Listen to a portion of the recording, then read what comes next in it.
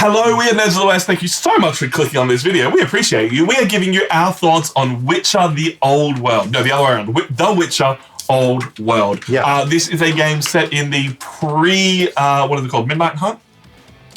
Wild Hunt. Wild Hunt days of the Witcher universe. This is a game all about exploring this land with the cards in your hand being both the cards that let you go around and do the different actions and move to certain places, while also being the cards you want to manage in your hand when you're ready to fight. You will win the game by collecting 4 trophies, and you can get a trophy by defeating other witches, defeating monsters, and by getting one of your attributes up to level 5 and then taking the meditation action. Each round you have the 3 phases. You move through the map doing actions. You then take either an exploration of the city and the wilds around the town.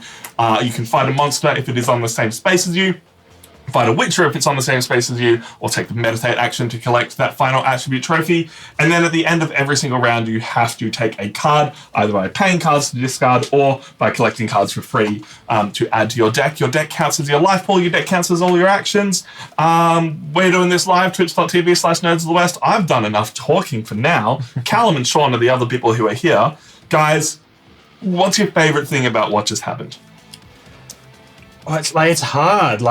I enjoy the deck building aspect, that it's not a standard game of, let me collect all the cards, put them in my deck because bigger deck equals better, and then fine tune out the trash cards that you don't need, because that life pool is your stamina, it's your health pool. If you don't have cards to draw, you're out. So, Sean, any big thoughts?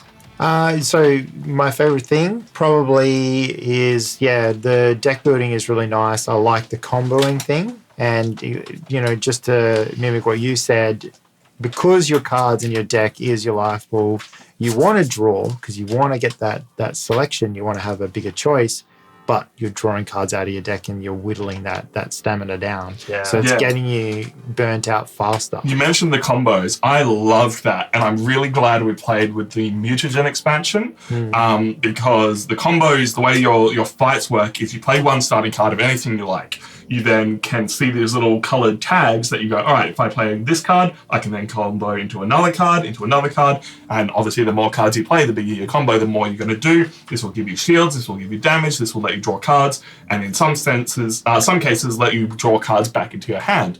That's really cool. I loved the mutagens because they went, cool, if you start with this color, end with this color, or if you do 2 cards in a combo, you'll get some extra bonuses, which meant it felt to me more like a deck building game. The base game when we were first reading it was all right, you'll get some extra cards, you'll get to play stuff, and it's just about building the biggest thing you can. Mutagens felt more like you want to do specific things, which felt much more interesting to me. I think the other side of it as well is mutagens, I want to say, speed up the game, because normally when you level up, all you do is get to draw some bonus cards, which at the time I'd be cool, bonus cards means I can move around a bit more. You've got a stronger next turn. Yeah, where mutagens are you're stronger from here on out. And as we saw in Tom's fight and my fight, they did so much extra damage. They basically sped up the combat, meaning you can get into the next fight, you get trophies faster. I think it does speed up the game simply by having mutagens. Yeah.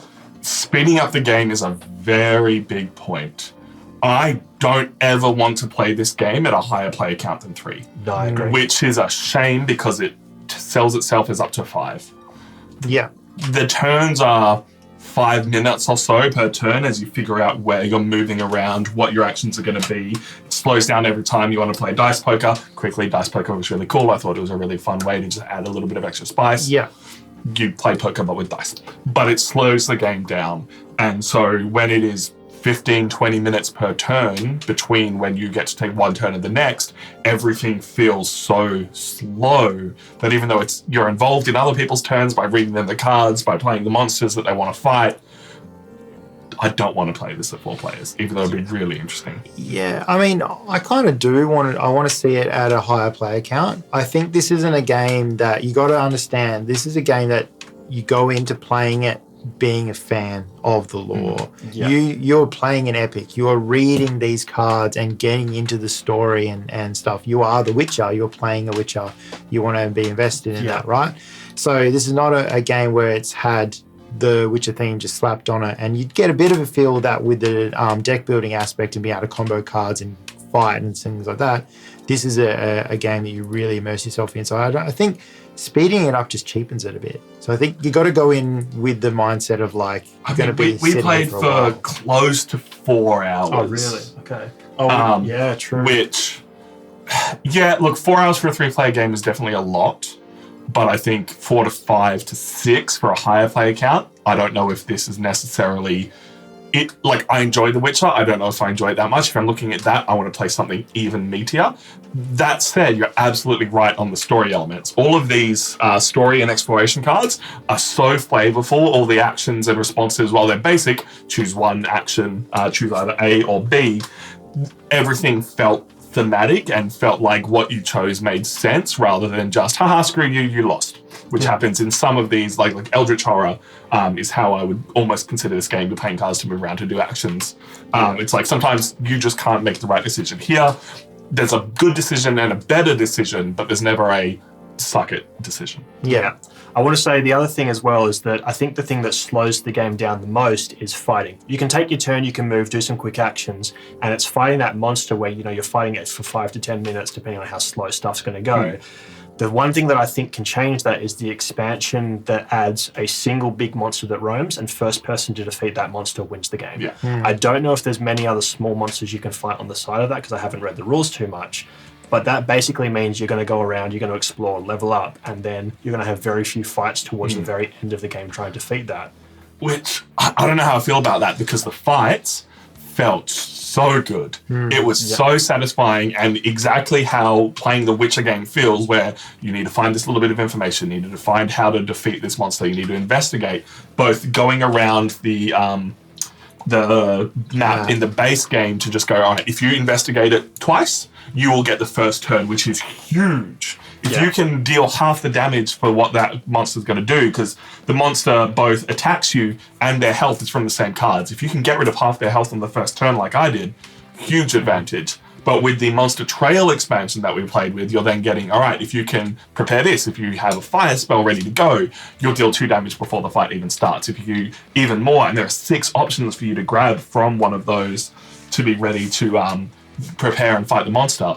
That was my favorite part of the game. Rewarding you for exploring the map and going, all right, if I get to this spot, I can get myself some dice poker. I can also pick up some extra of my specialty skill and some extra potions, and then combo into a few things, and then fight as we go. Speaking of which, this horse was the goat. Like, we only saw the one bit of equipment, but there is a whole deck full of like crossbows and extra swords and extra things. The biggest thing with that is I didn't need to spend a card basically once per turn to move, which means I could get to fights with 1 extra card in my hand. I could move 1 extra time if I wasn't fighting. You could buy extra cards because you know you always had a movement. And you got that card from these, from the flavor. From this one, yeah.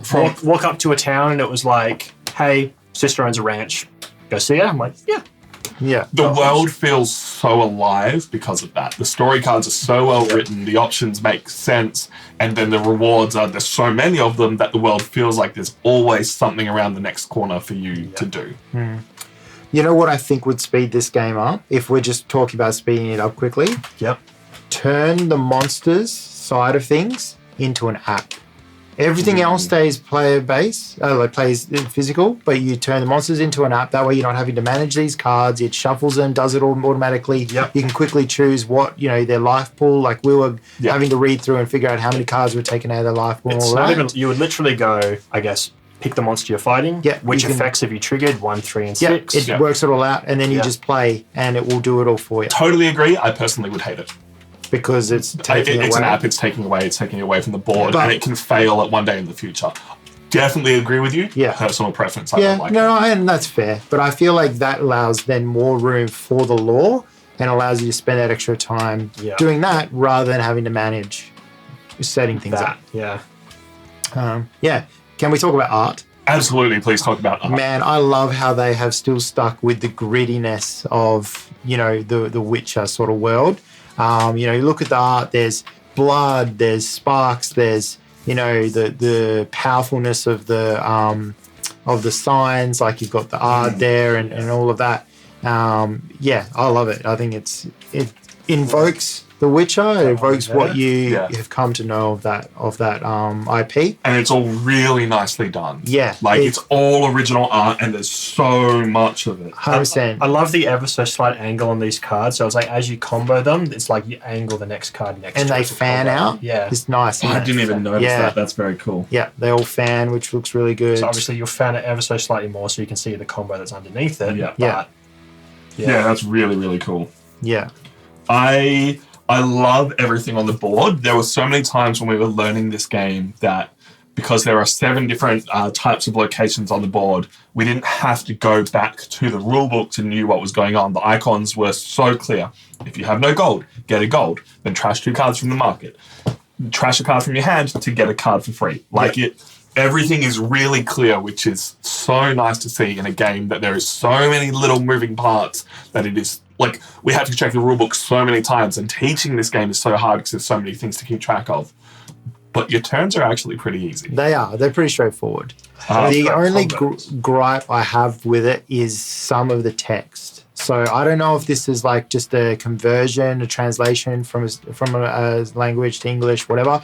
But they're like, and you might watch us back and go, these guys can't read. But some of the wording is a little bit weird in there, and I think that's probably the only thing. And that's not to say they didn't do well on it. No. They were writing so many cards to be clear and concise and as few words as possible is difficult. Oh, 100%. And it wasn't on enough cards that I personally think it's a problem. No.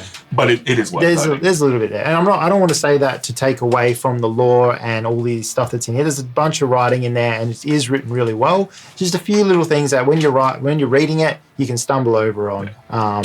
That was probably the only gripe. How did you feel about the gameplay loop? And this is specifically a question both for you two, because Callum sped to the lead and won the game for us, spoilers, in the end, by just managing to get to the right spots. Fighting you, I think, at the right time was the big decision that he made to quickly get a trophy and then be able to level up. Well, I felt I was stuck in certain places with no money to level up quickly enough, while you only got 1 trophy in the end. Was the gameplay loop prohibitive to you in that way, or do you think you just got like where did you feel you went wrong if you came last in this, or is it a game issue? Okay, so I think I just didn't play well enough. Personally, I think if I had picked the right cards from here to build my deck a little bit better, because we were relatively closely matched. Like you picked me right easily. I bet you by like 4 or 5 cards, but like one. But you combo, had a ton in your hand, right? One combo would have taken me down like 1 or 2 cards left.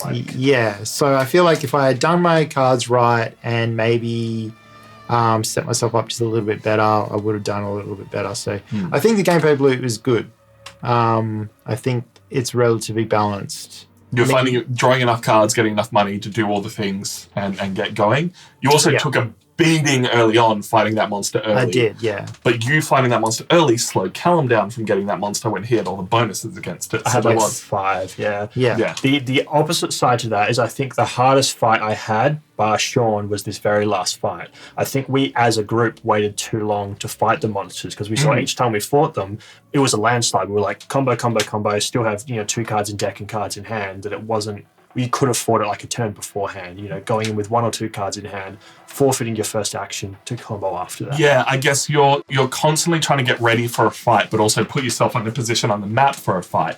I know I only took the second fight because I got extra cards from a event, and then I have a powerful, I think I did 10 damage in 1 turn in a combo, and went, cool, I'm next to a monster, I might as well go for this.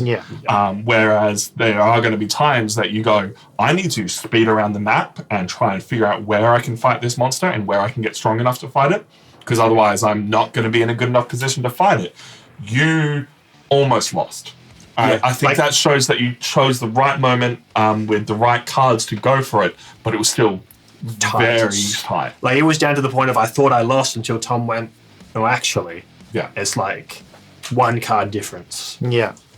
Which I think personally shows good game design that those decisions are that close, but at the same time I think it opens it up to if things don't go your way and the game is going to be longer, then someone else can quickly swing in and get those moments ahead of you. Because I think there's little things like we could have fought on other turns that we didn't choose to fight on. If you look at someone, you go, oh, you've got one card in hand, you have a huge advantage hitting someone that turn because you go in first. Like, that's when I fought you. You had one in hand, I had three, went first combo off, I started dealing that damage early. And you were like, first turn.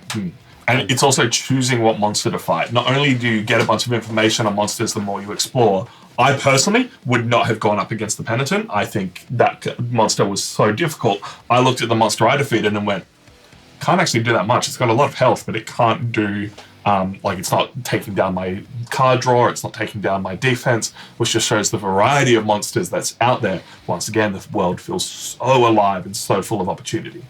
Where are we going to rank it, though? That is the big question.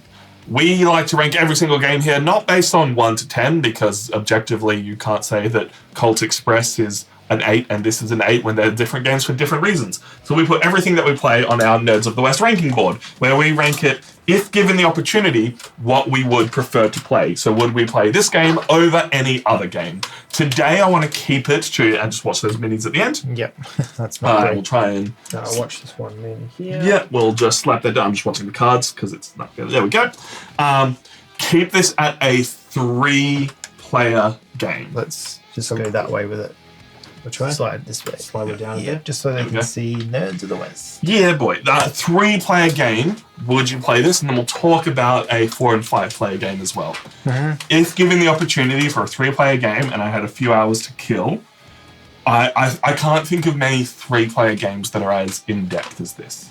And I think that's why this game sits in a really interesting spot. Yeah. As a 3-player game, as this kind of game, this is incredible. I would play this over Nemesis. I would play this over Dune Imperium. I would play for 3 players. Okay. I would play Dune Imperium more often at 4 and 5 players any day of the week. Yeah, okay. And that's why this game is so hard to rate for me. Right. It's true, because as Tom said, playing this game, I wouldn't mind playing it once, twice, whatever, just to see what the gameplay would be like at 4 or 5 players, but specifically at 3 players rating it. On this list, I haven't actually played many of these games. I've played Ark Nova, which we played at 3 players as well, I believe. I love Ark Nova. I love the puzzle of Ark Nova. I prefer this to Ark Nova at 3 players. Okay. This just, I love the story, I love the world, I love the way that it drags you in, but...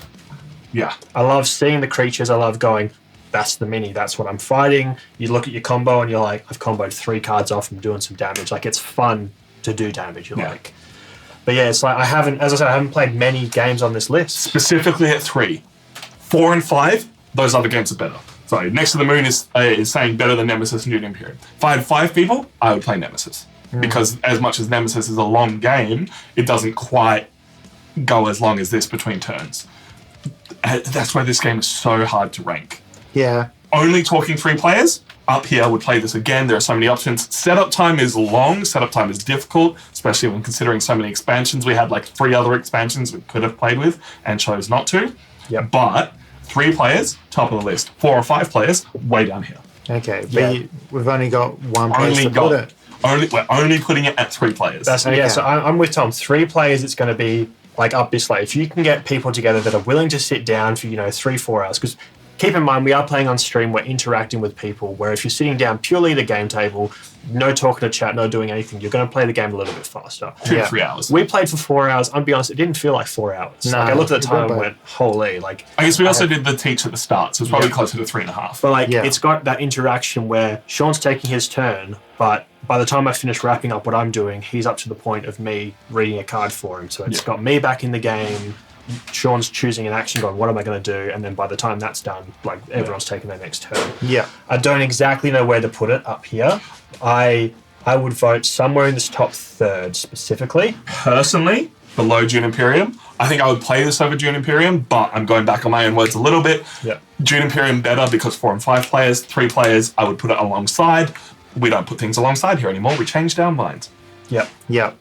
I would definitely play this over Archaeos Society. Would you? See, that's what I'm obsessed with. I like the epicness would I? stuff, but I'm just trying to decide, do I like in-depth? And I lean towards in-depth games, Ark Nova, Dune Imperium. But this is story heavy, and I'm trying to decide, do I like a story heavy? I think thing. Where this hits for me, this is the best story and putting yourself in the story game. It's for me. This is better than Nemesis. This is better than Eldritch Horror.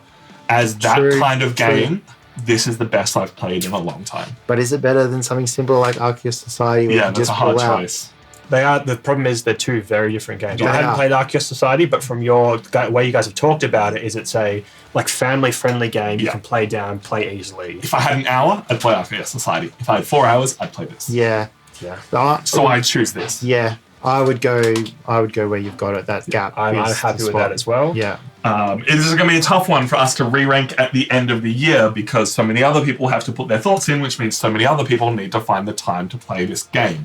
But that now leaves it in your hands. Though, one question from chat quickly.